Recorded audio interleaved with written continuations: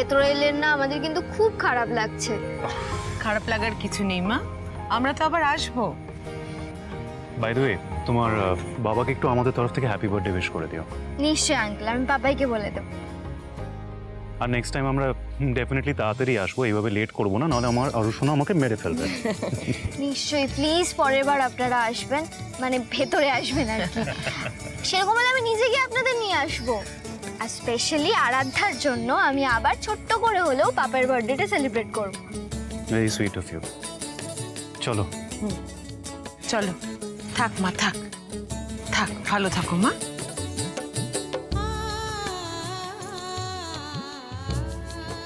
আরে আরে আরে আরে আরে না না না, এসবের কোনো দরকার নেই, কোনো দরকার নেই। ভালো থেকো বাবা, ভালো থেকো। আরে না না, আরে ভালো থেকো বাবা।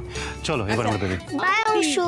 তোমরা সবাই ভালো থেকো, বাই বাই করো সবাই। Bye Anshu, bye bye. দি ভাই বাই বাই। আর শোনো, চলো আসো।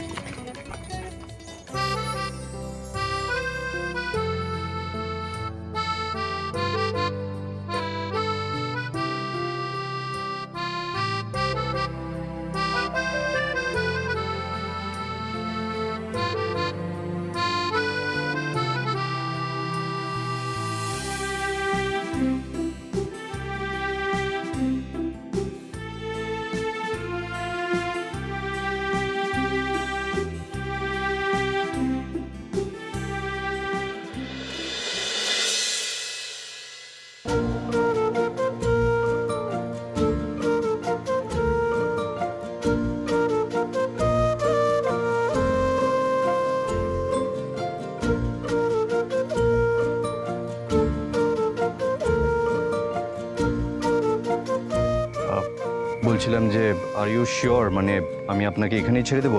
আমি কিন্তু চাইলে আপনাকে বাড়ি অবধি ড্রপ করে না দিতে না পারি। না না না না, থ্যাংক ইউ। আমি যেতে পারবো, কোনো অসুবিধা হবে না। By the way, thank you for dropping. Good night.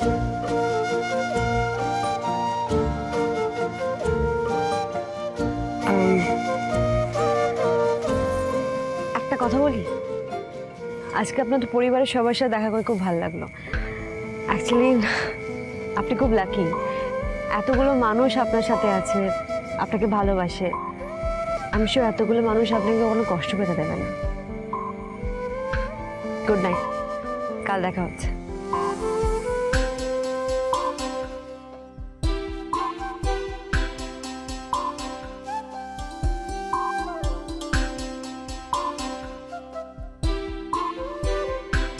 এতগুলো ভালোবাসার মানুষকে কাছে পেয়েও যে মানুষটা সব থেকে আমার কাছে, তার ভালোবাসা থেকে বঞ্চিত হওয়ার অর্থ যে শূন্যতা, এটা আমি আপনাকে কি করে বোঝাবো? ঈশ্বর আমাকে সব দিয়েছেন, কিন্তু তার ঠিক পরবর্তী মুহূর্তে আমার কাছ থেকে সব কেড়েও নিয়েছেন। আমি জীবনে যা চেয়েছি সব পেয়েছি, কিন্তু সেগুলো ঠিক একটা সময় আমার কাছ থেকে দূরে চলে গেছে।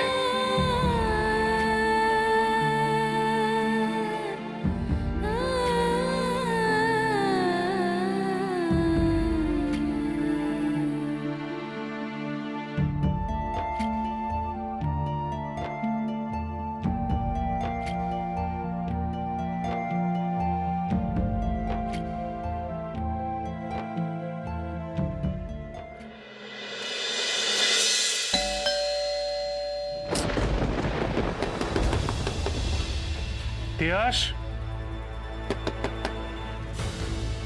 বুঝতে পারছি না মা, কেউ দরজা খুলছে না কেন? আরে তিয়াস, তিয়াসের শরীর খারাপ ছিল, ওর শরীরটা আরো খারাপ হয়ে যায়নি তো? না রে, আমার মনে হচ্ছে ও ঘুমিয়ে পড়েছে। আমি আর কুকু একদিন এলাম না, ফিরলাম, তখন আমরা বাইরে থেকে অনেকক্ষণ ধরে কলিং বেল বাজিয়েছি, ডেকেছি, কিন্তু দরজা খোলেনি। ওর মাথার যন্ত্রণা করছিল, তাই জন্য ও ঘুমিয়ে পড়েছে। তারপরে আমাদের কাছে যে চাবিটা ছিল, সেই চাবিটা দিয়ে আমরা দরজা খুলে ঘরে ঢুকি। আমার মনে হয় তোরও এখানে দাঁড়িয়ে না থেকে দরজাটা খুলে ঘরে ঢুকে যাওয়াই উচিত। চল, তুই দরজাটা খোল, চাবিটা দিয়ে। ঠিক আছে, আমি খুলছিলাম।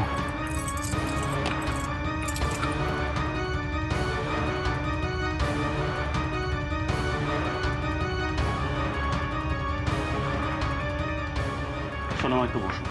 তিয়াস, তিয়াস। তিয়াস, মা একটু বসো, আমি আসছি। তিয়াস, আরে শোনো, যাও জুতোটা খুলে নাও, আমি জল দিচ্ছি।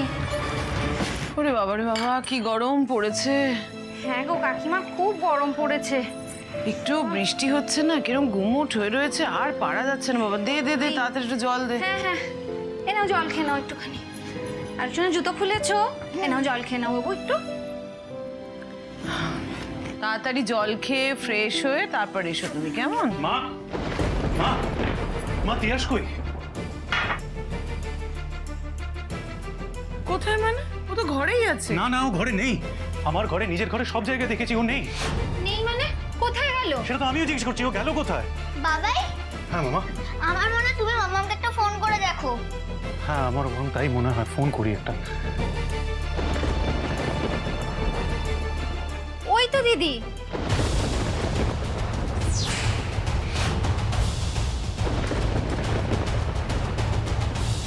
সবাই তো আমার আগেই বাড়ি পৌঁছে গেছে। কি হয়েছে?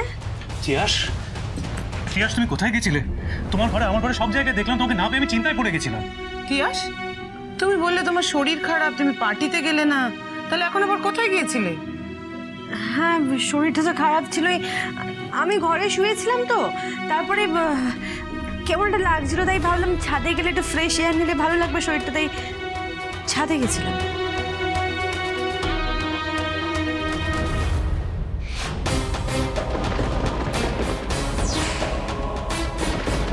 বাইরের চটি পড়ে তো তিয়াস ছাদে যাবে না, তাহলে কোথায় গেছিল?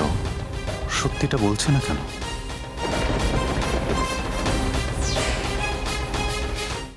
হ্যাঁ, আমি তো ছাদে গেছিলাম। তিয়াস কিছু একটা তো গোপন করছে, কিন্তু কি? জানো তো মাম্মাম, আজকের দিনটা না আমার খুব বাজে গেল। আমি তো গেছি শুধু গিফটটা দিয়ে চলে এসেছি, বেশিক্ষণ থাকতেও পারিনি। আর ঠাম্মিরা তো ঢুকতেই পারেনি। আমার তো আজকে অংশুর পাপাইয়ের সঙ্গে দেখাই হলো না। আমার আজকে খুব বাজে লাগছে জানো তো। আচ্ছা ঠিক আছে, মন খারাপ করতে হবে না। তুমি অন্য একদিন যাবে অংশুদের বাড়ি, অংশু পাপার সাথে ভালো করে আলাপ করবে, আড্ডা মারবে। এখন যাও, রাত হয়ে গেছে, গিয়ে জামা কাপড়গুলো ফ্রেশ হয়ে নাও, যাও। যাই, যা গরম পড়েছে। আমি চললাম তো আমি। স্নানই করে নেবো। হ্যাঁ হ্যাঁ, চল চল চল আয়।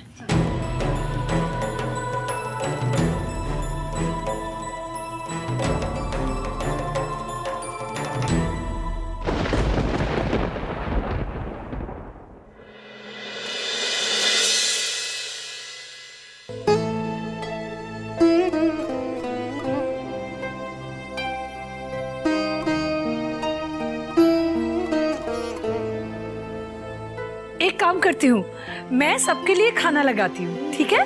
না কাকিমণি, আমি খাবো না, আমার খাওয়ার ইচ্ছে নেই, তোমরা খেয়ে নাও। তোমার যে কারণে খেতে ইচ্ছা করছে না, আমারও সেই কারণে মুড অফ হয়ে আছে পাপাই। যখন থেকে তুমি বলেছো সুনয়না আন্টি আমাদের মাম্মাম নয়, তখন থেকে আমাদের কিচ্ছু ভালো লাগছে না।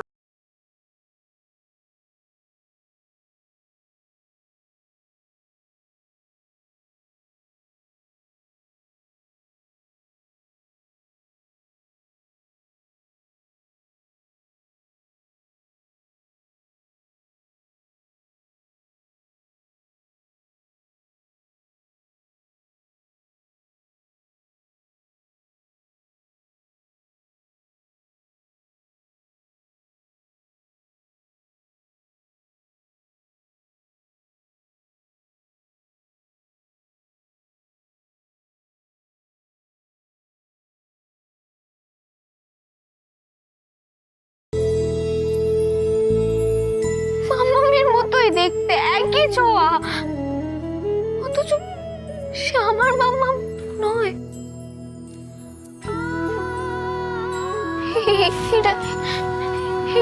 এটা কি করে মেনে নেবো পাপাই, বলো কি করে মেনে নেবো? মানুষটা রোজ আমাদের বাড়িতে আসবে, সারাক্ষণ চোখের সামনে ঘুরে বেড়াবে, অথচ তাকে একবারও মা বলে ডাকতে পারবো না। এটা মানতে পারছি না বাবা, এটা মানতে পারছি না আমি। বিশেষ কথা না বাবা। তবে কি সুনয়নাকে এ বাড়িতে আসার চাকরিটা দিয়ে ভুল করলাম আমরা? চলো পাপাই, মাম্মাম চলে যাওয়ার পর থেকে না আমি নিজেকে আলাদাভাবে তৈরি করে নিয়েছিলাম। আমার সব দুঃখ কষ্ট আমি মনের মধ্যে চেপে রেখে দিলাম। আমি কিন্তু তোমাদের কাউকে কোনোদিন কিচ্ছু বুঝতে দিইনি, কারণ মামাই বলে গেছিল এই পরিবারের দায়িত্বটা আমার।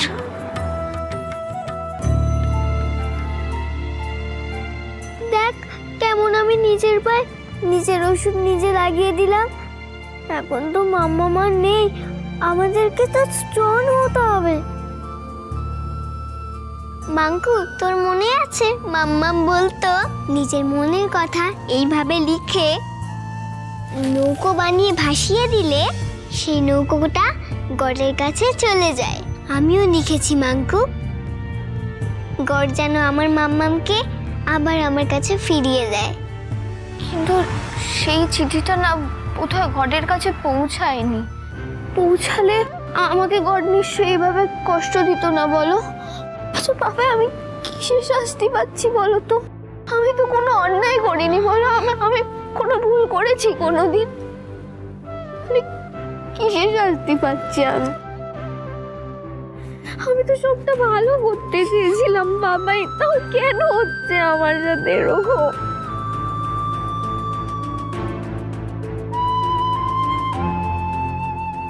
ভগবান, তুমি আর কত নিষ্ঠুর হবে বলো তো বাচ্চাগুলোর ওপর? দোহাই তোমায়, বাচ্চাগুলোকে আর এইভাবে কষ্ট পেতে দিও না। ও তো কোনোদিন কোনো দোষ করেনি, তাহলে কেন তোমার এই বিচার? মাত্র বেটা, কোনো বাচ্চা কাঁদলে তার মায়ের ভালো লাগে না, মাত্র দর্শনা। আচ্ছা দর্শনা, এই বয়সে এসে আমার নাতি নাতনিদের চোখের জল দেখবো। আরো দেখি, এদিকে তাকাও, এদিকে তাকাও, তাকাও। কাঁদে না মা এরকম করে। আচ্ছা দিদিয়া কি বলেছিল তোমার মনে নেই? পরিবারের যারা মেন তাদেরকে কখনো ভেঙে পড়লে চলে না। আচ্ছা তারা যদি ভেঙে পড়ে যায় তাহলে তো গোটা পরিবারটা ভেঙে পড়বে। তুমি কি সেটা চাও বলো? সেটা কি হতে দেওয়া যায় বলো?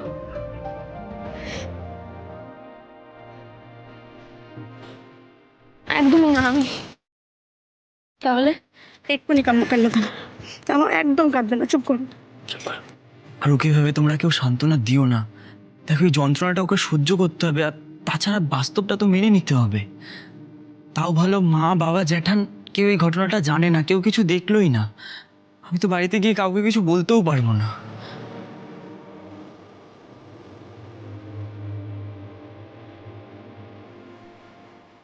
হ্যাঁ দাদা, ভগবান কেন আমাদের এত পরীক্ষা নেয় বুঝতে পারিস? কেন সব যন্ত্রণা আমাদেরকে সহ্য করতে হবে?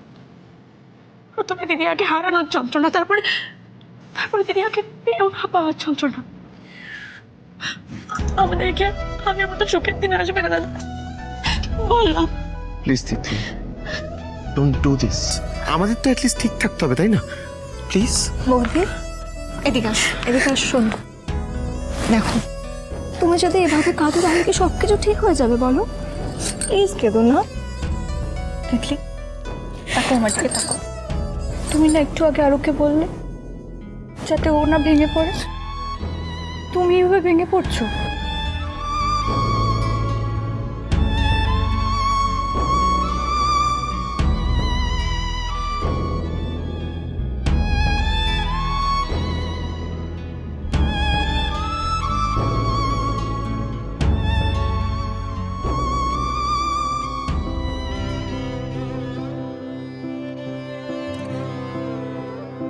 কাঁদছো কেন তোমরা?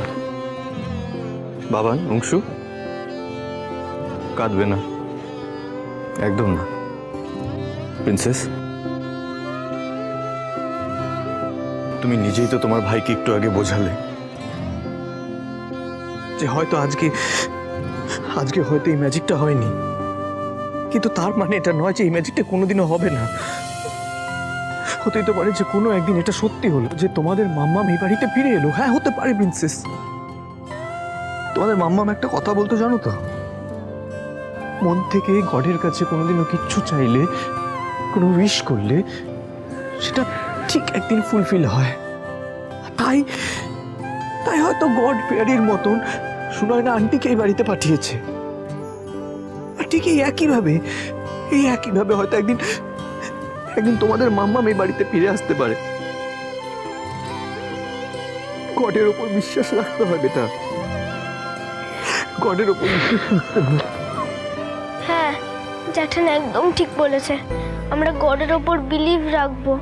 ডেইলি যেমন আমরা গডের কাছে উইশ করি, এইবার আর একটু বেশি করে উইশ করতে হবে, জেম্মা যেন আমাদের কাছে ফিরে আসে। তোরা কেউ কাঁদিস না, তুইও কাঁদিস না অংশু।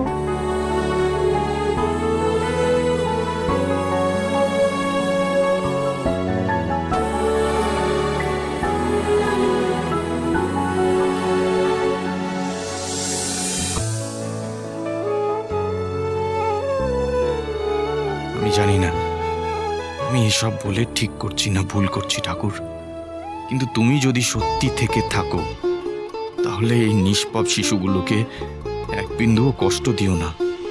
সুনয়না আরোহী কিনা এই সত্যিটা যত তাড়াতাড়ি সম্ভব আমাদের সামনে এনে দিও। মিথ্যে আশাও দিও না বা ছলনাও করো না। আর আমাদের সেই যন্ত্রণা সহ্য করার ক্ষমতা নেই।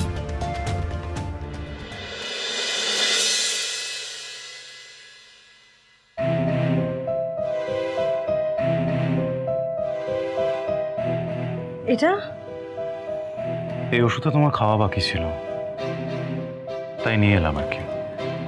তুমি চাইলে এটা খেয়ে নিতে পারো, তোমার মাথা ব্যথাটা কমে যাবে। কমে গেছে? না মানে আগের থেকে কমে গেছে, এটা খেতে লাগবে না। আমি দেখি ওইদিকে অনেক কাজ আছে, আরো স্কুল ড্রেস। তিয়াস,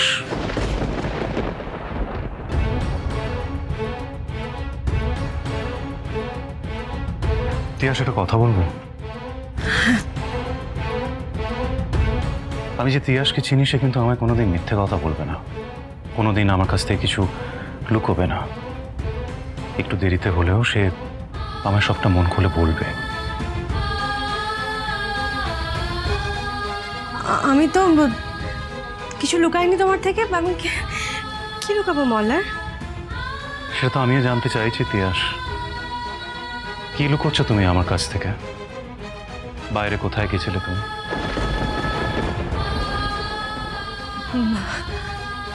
বাইরে?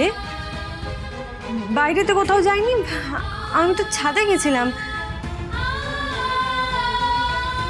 সেটা তুমি আমাদেরও বলেছো যে তুমি ছাদে গেছিলে, অথচ তুমি বাইরের চটি পড়েছিলে। কোথায় গেছিলে তিয়াস? না না না, আমাকে যেভাবেই হোক পরিস্থিতি সামাল দিতে হবে। কোথায় আর কেন গেছিলাম সেটা কিছুতেই বলা যাবে না। আসলে কি বলো তো, ওই তোমরা তখন বেরিয়ে গেলে আমি ভাবলাম একটু ছাদ থেকে ঘুরে আসার, মাথাটা যন্ত্রণা করছিল তাই বুঝতে পারিনি। ওই বাইরের চুলটা রাখা ছিল, ওটা পরেই চলে গেছি।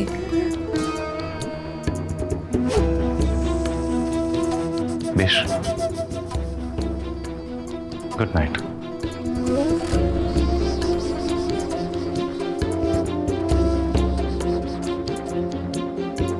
এটা কি করছি আমি?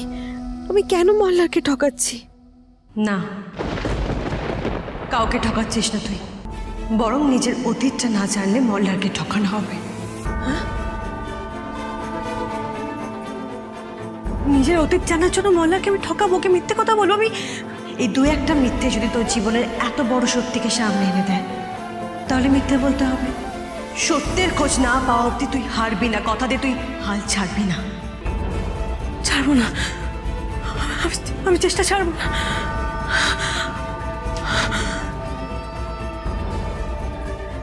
যতক্ষণ না আমার অতীতটা আমার সামনে আসছে, আমি চেষ্টা ছাড়বো না, কিছুতেই ছাড়বো না, কিছুতেই না।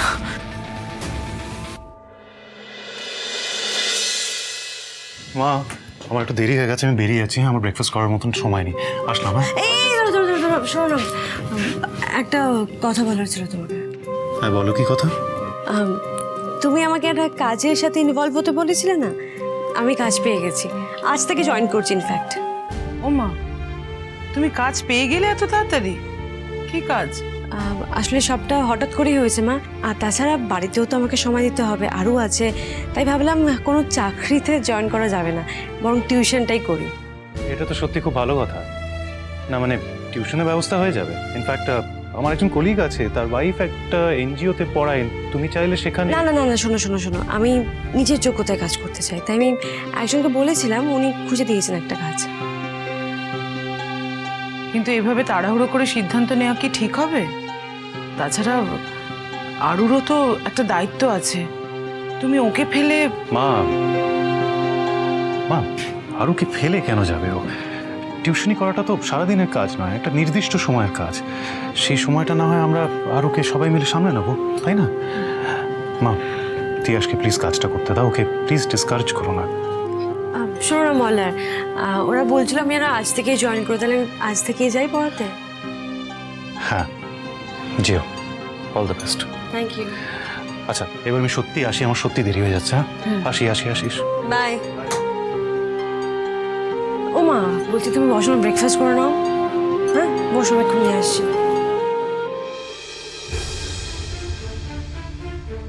এত সহজে সব কিছু হয়ে গেল?